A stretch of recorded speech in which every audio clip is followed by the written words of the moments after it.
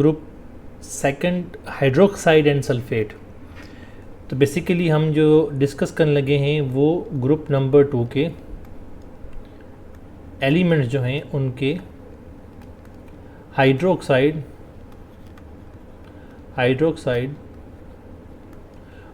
और क्या बेटा सल्फेट से।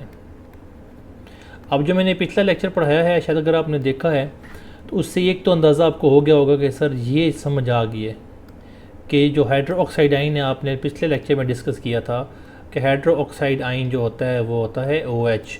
सल्फेट आइन जो है वो आपको पता है कि SO4 नेगेटिव होता है। इसका मतलब है कि ये क्या है, स्मॉल एनाइन है और ये क्या है, ये लार्ज एनाइन है। लार्ज वाला तो वो कार्बोनेट और नाइट्रेट्स में चला जाएगा, स्मॉल वाले में क्या होगा, ऑपोजिट चीज़ें हो जाएंगी। वेरी गुड, ठीक है। अगर नहीं लेक्चर देखा वो तो ऑब्वियसली इस लेक्चर में मैं सारी चीज़ें रिवाइज करवा दूंगा, परेशान नहीं होना आपने। तो हमने ये बात की थी बेटा कि जब कभी भी बेरिलियम मैग्नीशियम कैल्शियम स्ट्रॉन्शियम और बेरियम आए तो साइज़ जो है वो क्या हो रहा होता है, साइज़ आहिस्ता आहिस्ता जो है ना वो बढ़ रहा होता है नीचे, ठीक है। अगर साइज़ बढ़ रहा है तो एक रूल हमने क्या कहा था कि स्मॉल के साथ जो है ना, स्मॉल के साथ अच्छा बाइंड होते हैं, लार्ज के साथ अच्छा बाइंड होते हैं, लार्ज के साथ अच्छा मिलते हैं। इनके मिलने की वजह से इनकी सॉल्युबिलिटी और थर्मल स्टेबिलिटी बढ़ जाती है, ठीक है, ये वाला। लेकिन जब स्मॉल की बात करें और उसके साथ लार्ज आए, अब ये स्मॉल क्या, स्मॉल कैटाइन हो सकता है, लार्ज एनाइन हो सकता है, या अपोजिट कर लें, तब इनकी जो आपस में स्टेबिलिटी है, आपस में जो बॉन्ड है वो बहुत स्ट्रॉन्ग नहीं होता।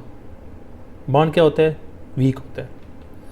अब हाइड्रोक्साइड बेटा क्या है, हाइड्रोक्साइड है स्मॉल, हाइड्रोक्साइड क्या है स्मॉल। तो स्मॉल इसके साथ अच्छा होगा या ये नीचे वाले के साथ, ऑब्वियसली ऊपर वाले के साथ। इसका मतलब इसके साथ उसका स्ट्रॉन्ग बॉन्ड है, इसके साथ उसका जो है ना वो वीक है, इंट्रैक्शन वीक है। तो फिर क्या होगा, हम जब सॉल्युबिलिटी की बात करेंगे तो ये सॉल्युबिलिटी का मतलब क्या है, सॉल्युबिलिटी का मतलब है कि बॉन्ड की ब्रेकेज, बॉन्ड क्या हो रहा है, ब्रेक हो रहा है। तो ये बॉन्ड जल्दी ब्रेक होगा या नीचे वाला, नीचे वाला। तो इसका मतलब जो सॉल्युबिलिटी है हाइड्रोक्साइड आइन की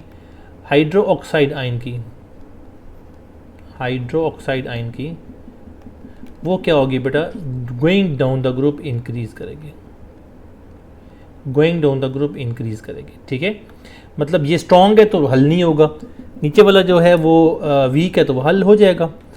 तो solubility of hydroxide ion increase as we move down the group with barium hydroxide being highly soluble in water, ठीक है।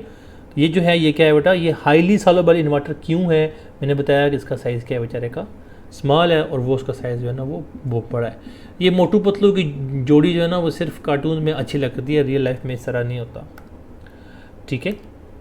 सो रियल लाइफ में कैटाइन एनाइन को नहीं बर्दाश्त कर रहा होता। सो अगर मैं बात करूं ऑर्डर ऑफ सॉल्युबिलिटी की, क्या बेटा, ऑर्डर ऑफ सॉल्युबिलिटी की,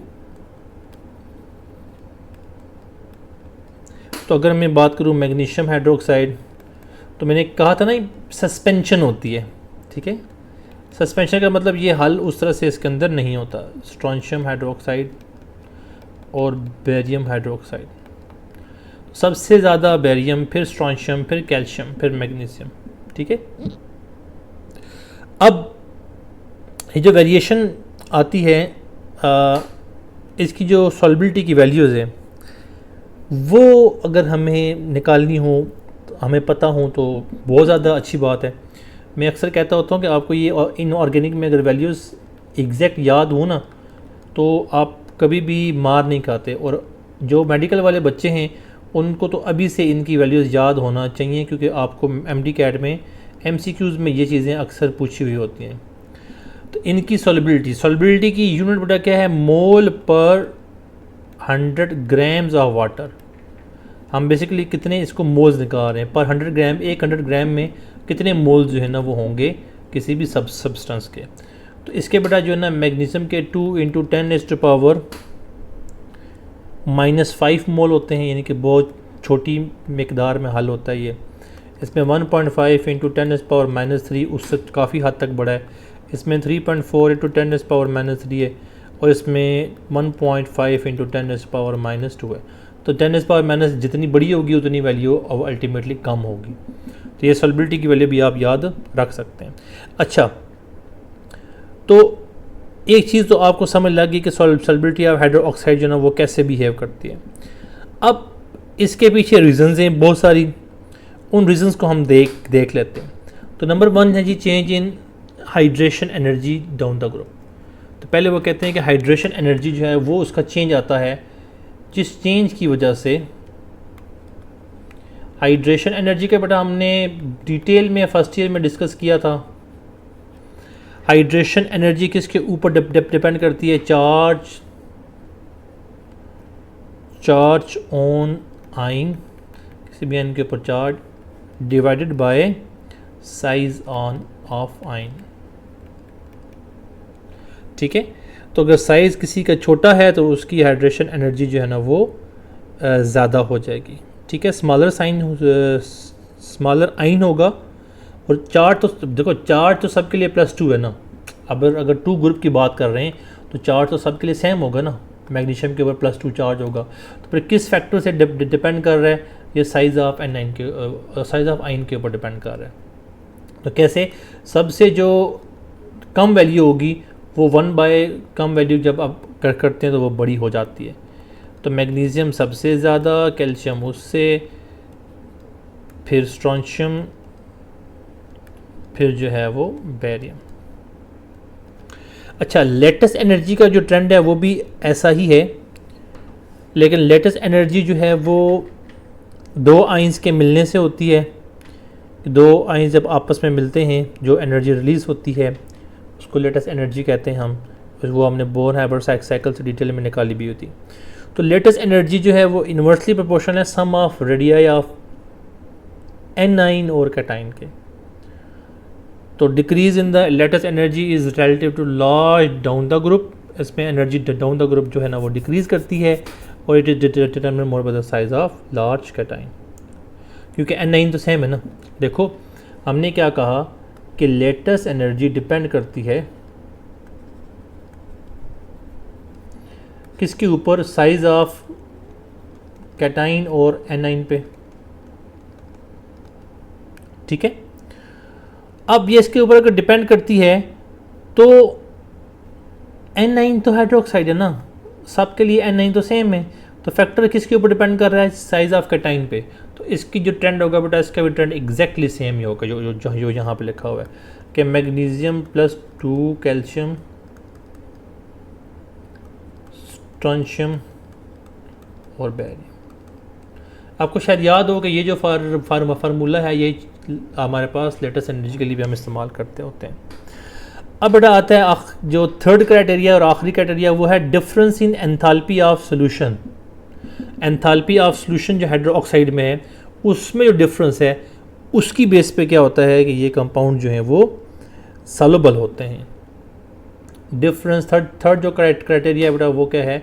डिफरेंस। अच्छा, बुक में ना इन्होंने थोड़ा सा गलत दिया हुआ है सीक्वेंस। ये जो पहला पॉइंट ए है ना वो मेन हेडिंग है, बी सी डी उसकी सब हेडिंग्स है, फिर ई जो है ना अगेन मेन हेडिंग है। Difference in enthalpy change.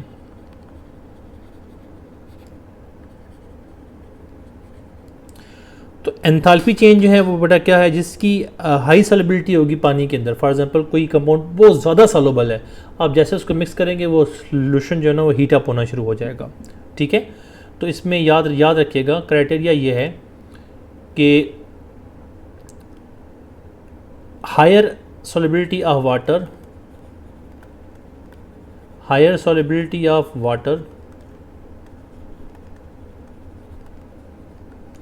is equal to क्या होगा बेटा?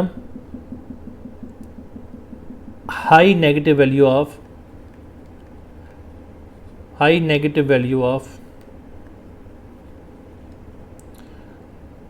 Of enthalpy of solution. और जो रिएक्शन हमारे पास होगा, रिएक्शन ऑब्वियसली अगर नेगेटिव है तो फिर क्या होगा? एनर्जी निकल रही है तो ये एक्सोथर्मिक रिएक्शन हो जाएगा। ये क्या हो जाएगा? एक्सोथर्मिक रिएक्शन हो जाएगा। ठीक है।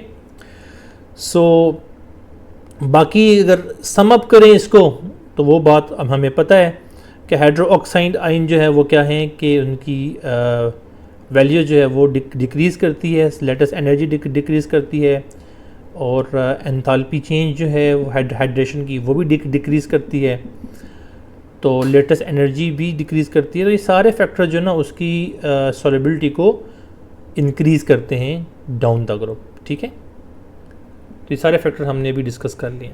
तो इसी के साथ एक और टॉपिक है जो हमने मेन बात की थी, सॉल्युबिलिटी ऑफ सल्फेट। अच्छा याद रखो सल्फेट आयन बड़ा आयन है, तो अब अपोजिट हो जाएगा। अब जो ट्रेंड है वो उसका उस तरह से बिहेव नहीं करेगा। पहले सॉल्युबिलिटी डाउन द ग्रुप बढ़ती थी, अब क्या होगी? अब क्या होगी? डिक्रीज होगी। तो सॉल्युबिलिटी डाउन द ग्रुप जो है वो क्या होगी? डाउन द ग्रुप सॉल्युबिलिटी जो है वो क्या होगी?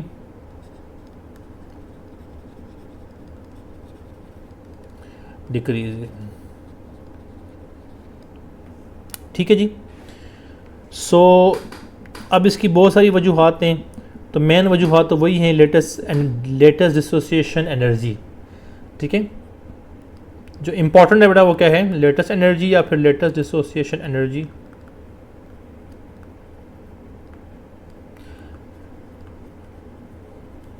And hydration energy decrease.